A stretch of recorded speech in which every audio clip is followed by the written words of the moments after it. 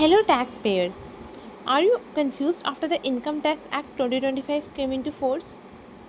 Do you think you now have to file your ITR under the new act? Are you confused about what is this tax year introduced in new Income Tax Act 2025? Don't worry. In the next 1 minute, I will clear these confusions. The Income Tax Act 2025 has come into force from 1st April 2026. But this doesn't mean that everyone will immediately start filing ITR under the new Income Tax Act. For financial year 25-26, you will still file your income tax return under the Income Tax Act 1961. The question is why? Because the deciding factor is when the income was earned, not when the return is being filed. So, for financial year 25-26, you earn your income from 1st April 2025 to 31st March 2026.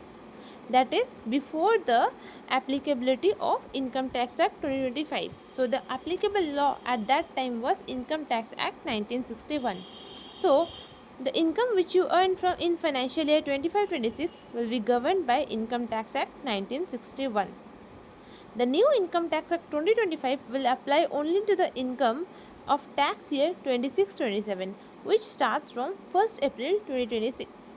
From 1st April 2026, there will be the assessment year and financial year concept will no longer be there. There will be only one year, that is tax year. The year 26-27 will be known as tax year, and you will file your return under the new Income Tax Act 2025 for tax year 26-27.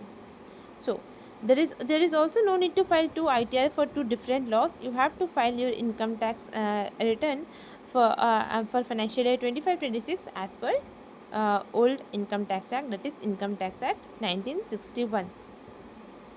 If this explanation cleared your confusion, follow for more simple income tax update. Thank you.